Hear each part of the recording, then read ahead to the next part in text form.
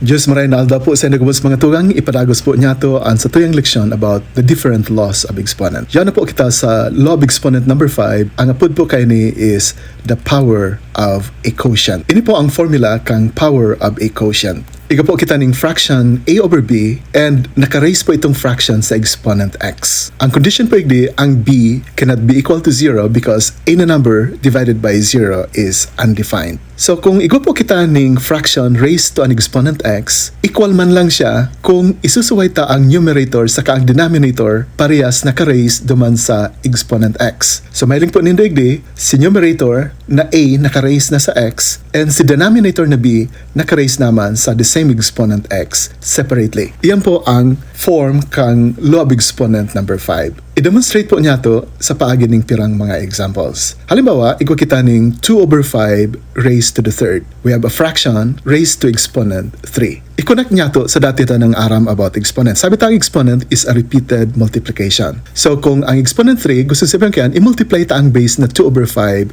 3 times. And pag nag-multiply po kita ng fraction, pig-multiply ta ang mga numerators and i-multiply ta man ang mga denominators. Igwang tulong 2's sa numerator, ang shortcut na pagsulat kayan is 2 to the third. Ang shortcut na pagsulat kang pag-multiply ng 5 3 times is 5 to the third. Ngunyan po, kung halion ta na ining nasa tahaw and hilingon ta lang ining duwang nasa puro, and ikumpara ta igdi sa law of exponent number 5 formula, eksakto po sinda. Ang sa tuyang fraction a over b is 2 over 5, ang exponent x ta is 3, naging na siyang 2 to the third, yun na po ni, and 5 to the third, na iyo mismo ining nasa tuong parte kang formula kang law of exponent number 5. Maghiling po kita ning saro pang example. Halimbawa, igwa kita ning quantity x cubed over y to the fourth all raised to the third. So igwa girani kita igdi ning fraction, ang problema lang si fraction igwa pa ning exponent. Paano ta na isusolve ini? So gamitan ta giraray kang law of exponent number 5. Si numerator naka-raise naman sa exponent 3. So x cubed is the numerator,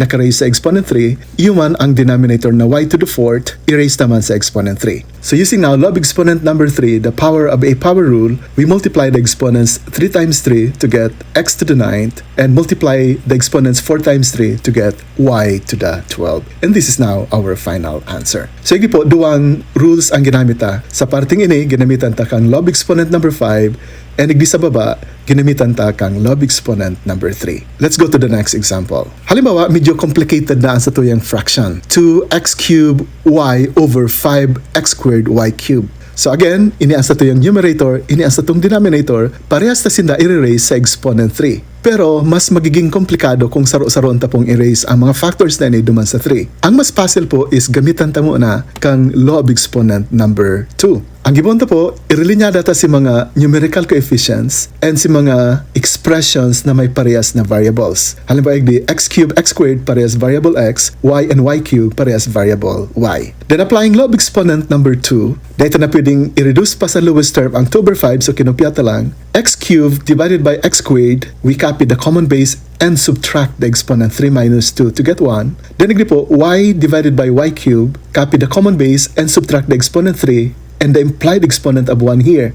Pero ang 3 po, mas dakula kang sa 1, so isusulat ang simbag na y squared sa erarom. Nasa denominator po siya. So mas simplified na po ini, then gamitan ta na kaning law of exponent number 5. Saro sa mga factors na ini, i-erase ta duman sa exponent 3, and araw po kanyang marisulta. Si 2 erase sa 3, naging 8, because 2 times 2 times 2 is 8. Si x, erase sa 3, naging x cubed. Si 5, i-multiply 3 times 5 times 5 times 5, that is 5 cubed, equals 125. And then y squared, erase sa 3, i-multiply ta ining 2 and 3, applying law of exponent number 3. So naging na siyang y to the 6th. And yun na po ni asa tuyang final answer. Maling po nindo na pirang rules ang ginamit ta igdi. Law of exponent number 2, law of exponent number 5, and law of exponent number 3. So pag natuon po kamo kaini, ang diskarte po is i-simplify mo na, pasaditon mo na. Kung mas mapapasadit siya, kung gagamitan mo na kang law of exponent number 2, then inuton mo na si law of exponent number 2 bago magamit kang law of exponent number 5. Tamas madakula giraray ang mga isusurata. Pero ano man ang gibon nidong paagi basta day kamo mag-violate ning rule sa mathematics, parehas mangray ang simbag na maabotan po nindo. Next example. Halimbawa, igwa kita ning the quantity negative 2 over 5 raised to the third all raised to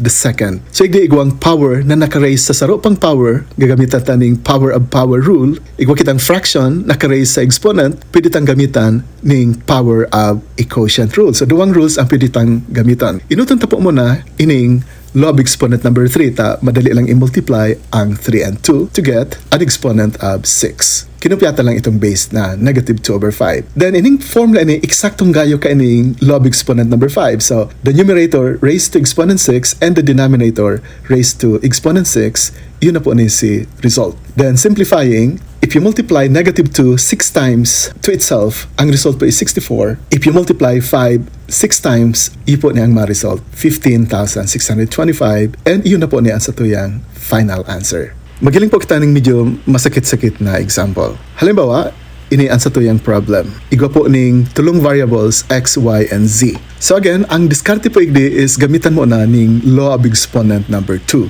Tanganing mas masimplify mo na itong base. So iturungod-tungod ta ang mga expressions na parehas ang variables. Then, isimplify po niya to. Ining 3, solo lang siya sa kopyahon. X to the 5th divided by x to the 3rd na ginang x to the 2nd.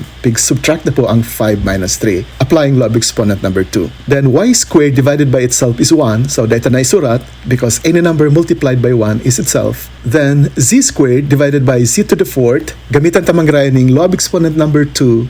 Pero mas dakula po ang exponent sa denominator kan sa numerator. So ang sibag isusurat ta sa erarom. So subtract 4 minus 2. That is 2. So, ang denominator ta po is c squared. Then, kopyan ta po itong exponent sa luwas. Then, pag-abot po sa parting ini, gagamitan ta na kang law of exponent number 5. Kada saro po sa mga factors sa numerator, i-raise ta sa 2, iyon po sa denominator. And, arog po kayo ng maluwas. 3 to the 2nd is equal to 9. And, ito pong c to the 2nd raised to the 2nd, maginang c to the 4th. And, iyan na sa tuyang final answer. And, one more example. Halimbawa po, iniasa to yung problem. The quantity negative 3 over 5 raised to negative 2. Ini po medyo makaribong, kaya ako minsan nasa laig di ang kadaklan. Pag may fraction po kita na naka-raise sa negative exponent, pwede ta siyang gibuhon na positive exponent gamit ining formula na ini. Ang mangyayari po kayo ni is baliktadon ta itong fraction from negative 3 over 5 naging negative 5 over 3. So nabaliktad na po si nasa taas nasa baba na, si nasa baba nasa taas na. And ang negative exponent